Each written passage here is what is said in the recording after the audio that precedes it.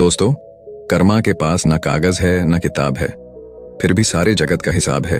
ये कहा जाता है कि जो कर्म हमने पहले किए हैं उनका फल हमें आज मिलता है, और जो आज करते हैं उसका फल हमें बाद में मिलेगा। किसी ने सच ही कहा है, दूसरों के साथ किया हुआ छल बर्बादी के सारे रास्ते खोल देता है। अगर आप किसी के साथ बुरा करते हैं तो आपके साथ भी बुरा ही होगा। आइए इसे एक कहानी के माध्यम से समझते हैं। बहुत समय पहले की बात है। एक बहुत पुराना गांव था। उस गांव का नाम रामपुर था। उस गांव के लोग बहुत ही सीधे और सच्चे थे। उसी गांव में एक बुजुर्ग आदमी, उसकी पत्नी और 2 बच्चे रहते थे। बड़े बेटे का नाम कबीर था और छोटे बेटे का नाम सिद्धार्थ था। उसके माता पिता खेती का काम करते थे। वह एक किसान थे।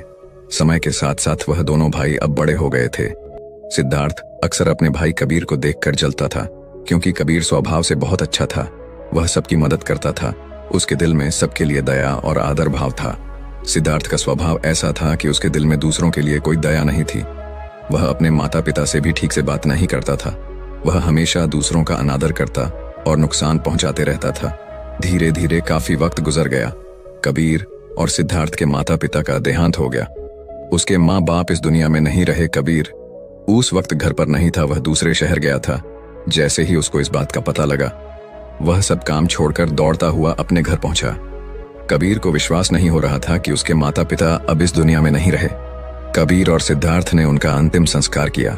वह बहुत दुखी था।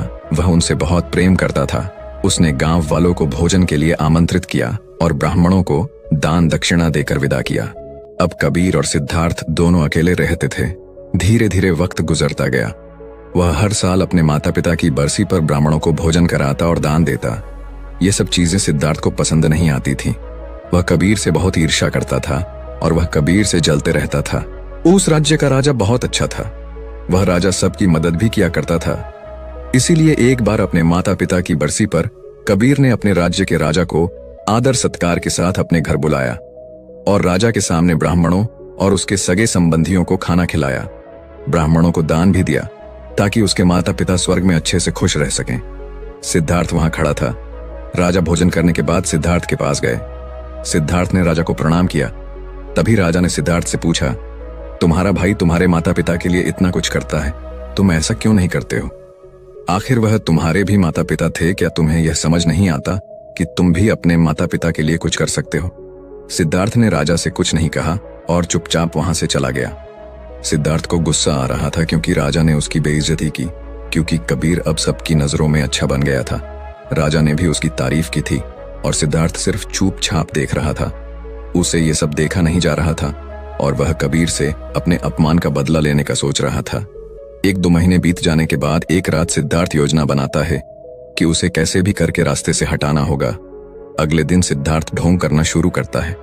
नगर के सामने जोर जोर से चीखने लगता है और यह दिखावा करता है कि उसके माता पिता के गुजर जाने के बाद वह बहुत अकेला हो गया है और दुखी है। और सब लोगों से कहता है कि मेरे माँ बाप मेरे सपने में आए थे, वह स्वर्ग में खुश नहीं है। वह कह रहे थे कि कोई वहां जाकर उन्हें खाना बनाकर खिलाए, उनकी सेवा करे, वो तभी खुश रहेंगे। उन्होंने मुझसे कल रात सपने में कहा था कि मेरे भाई कबीर को मेरे पास भेज दो, वह उनकी बहुत सेवा करता है, वह इसके साथ बहुत खुश रहेंगे, तभी उनकी आत्मा को शांति मिलेगी।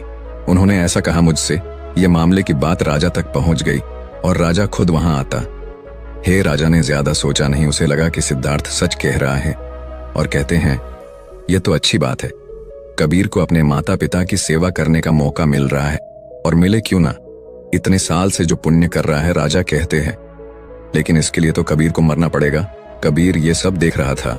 कबीर को यह सब समझ आ गया था कि यह सब केवल उसे फंसाने की चाल है, क्योंकि उसका भाई उससे नफरत करता है।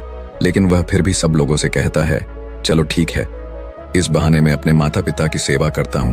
वह राजा से कहता है, महाराज आप अगले दिन नदी किनारे एक नाव का बंदोबस्त कराए। मैं नाव से कूदकर नदी में अपनी जान दे दूंगा और फिर स्वर्ग में जाकर अपने माँ बाप की सेवा करूंगा। राजा ने कहा, ठीक है। अगले दिन इन सभी चीजों की व्यवस्था कर दिया जाएगा और उसने मरने के लिए तैयारी करना शुरू कर दी। सिद्धार्थ यह सब देखकर मन ही मन बहुत खुश था। अगले दिन कबीर ने जैसा राजा से कहा था उसके मुताबिक राजे ने नदी के किनारे एक नाव का बंदोबस्त कर दिया। राजा और सारे गांव वाले भी वहां आ गए थे। कबीर आखिरी बार उस गांवों और सब लोगों को देखता है, फिर नदी में कूद जाता है और सारे गांव वालों को पता चल जाता है कि कबीर अब इस दुनिया में नहीं है। अब वह स्वर्ग की ओर चला गया है अपने माता पिता की सेवा करने के लिए। सिद्धार्थ बहुत खुश था कि उसका इकलौता भाई अब दुनिया में नहीं रहा। जो भी जमीन और वसीयत है अब वह सब मेरा है, मैं ही इसका मालिक बनूंगा। धीरे धीरे काफी दिन गुजर गए। एक दिन अचानक से राजा के दरबार के बाहर कबीर बैठा होता है और जोर जोर से रो रहा होता है। राजा के सिपाही ने देखा कि कबीर वहां बैठा बैठा रो रहा था। पहले तो सब डर रहे थे उसके पास जाने से। फिर कुछ देर बाद सिपाही पूछते हैं, ये चमत्कार कैसे हुआ, तुम जिंदा कैसे हो? कबीर मौन रहा। फिर सिपाही उसे दरबार में ले जाते हैं। सिपाही कबीर को लेकर आ रहे होते हैं। राजा उसे जिंदा देखकर बहुत आश्चर्यचकित थे और कबीर से पूछते हैं। तब कबीर राजा को बताता है, महाराज, मैं स्वर्ग में गया था। मैंने देखा मेरे माँ बाप अभी भी खुश नहीं हैं। वो मेरे पर गुस्सा हो रहे थे और कह रहे थे, तुम्हें तो खाना बनाना भी नहीं आता, तुम तो हमारी सेवा भी ठीक से नहीं कर रहे हो। तुमसे अच्छा तो सिद्धार्थ है, जो तुमसे अच्छा खाना बना लेता है और वह हमारा ख्याल भी रखेगा। तुम जाओ और उसे भेज दो। राजा कहता है, अगर ऐसा है तो सिद्धार्थ को इसके लिए मरना पड़ेगा। राजा अपने कुछ सैनिक को भेजता है और वह सिद्धार्थ के पास जाते हैं और कहते हैं कि महाराज ने तुम्हें राज दरबार में बुलाया है। और सिद्धार्थ उनके साथ आ जाता है। राज दरबार में पहुंचकर सिद्धार्थ ने देखा तो उसका भाई कबीर वहीं मौजूद था। उसे वहां देखकर आश्चर्यचकित था। राजा उसे सारी बातें बता देते हैं और कहते हैं, तुम्हारे भाई ने माता पिता के लिए इतना त्याग किया है, अब तुम्हारी बारी है। तुम्हारे माता पिता चाहते हैं कि तुम उनकी अच्छे से सेवा करो। राजा उससे कहते हैं, क्या तुम उनके लिए ऐसा कुछ नहीं कर सकते?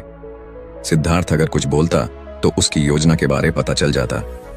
इसीलिए सिद्धार्थ को ना चाहते हुए भी ये सब करना पड़ता है। अगले दिन फिर से सारी तैयारी किया जाता है। कुछ देर बाद सिद्धार्थ घर आ जाता है और सोचता है, मैं वहां जाऊंगा ही नहीं। अगर मैंने ऐसा किया तो वह सच में मुझे मार ही देंगे। आज रात को ही मैं गांव छोड़कर कहीं चला जाऊंगा। दूसरी तरफ कबीर ने राजा को सारा सच बताया।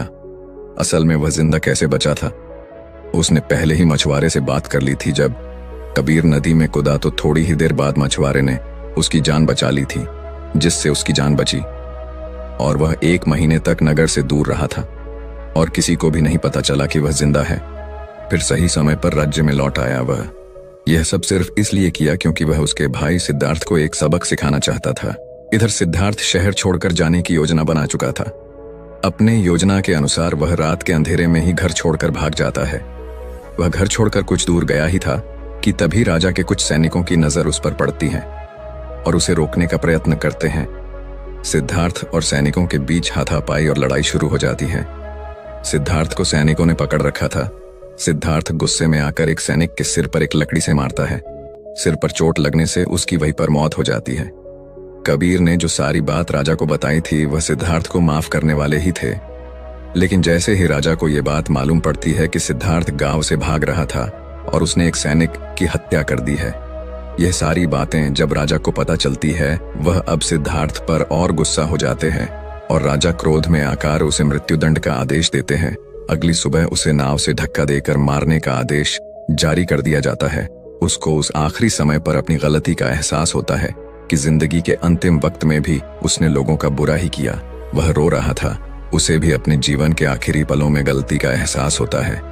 पर वो कहावत तो आपने सुनी होगी, अब पछताने से क्या होगा जब चिड़ियां चुग गई खेत से, और पछतावे के साथ उसे अपनी जान से हाथ धोना पड़ता है। दोस्तों, कर्मों का फल ऐसा ही होता है। जैसी करनी वैसी भरनी। बुरे इंसान को आखिरी वक्त तक सही और गलत का पहचान नहीं होता। जिंदगी ऐसे ही नहीं चलती। जिंदगी समझने की चीज है जिसे हर व्यक्ति को समझनी चाहिए। मनुष्य के द्वारा किए जाने वाले सभी कर्म उसके विचारों से बनते हैं। हमारी सकारात्मक या नकारात्मक सोच विचारों को जन्म देती हैं और वही विचार कर्म बनाते हैं। इस तरह सोच सकारात्मक होने पर ही अच्छे कर्मों का निर्माण हो सकता है। अगर हमें किसी के साथ बुरा करते हैं तो हमारे साथ भी जरूर बुरा होगा। जब आप दूसरों के लिए अच्छा करते हो तो बदले में हमारे साथ भी अच्छा होता है। यह भी हो सकता है उस वक्त हमारे साथ कुछ बुरा ना भी हो, लेकिन कभी न कभी इसका हर्जाना हमें भुगतना ही पड़ता है। इसलिए हमें किसी के साथ बुरा करने का कोई अधिकार नहीं है, क्योंकि कर्मों का फल कभी न कभी मिलता जरूर है। दोस्तों, आपने आज के इस वीडियो से क्या सीखा वह मुझे आप कमेंट में बता सकते हैं। इसी के साथ में उम्मीद है कि आपको आज की वीडियो पसंद आई होगी, तो इस वीडियो को उस इंसान को शेयर करें जिससे ये कहानी सुनने की जरूरत है, और उसी के ठीक बाद चैनल को सब्सक्राइब करें। तो चलिए फिर मिलते हैं ऐसी एक और नई वीडियो में एक नए मैसेज के साथ। तब तक के लिए अपना ख्याल रखें। धन्यवाद और नमो बुद्धाय।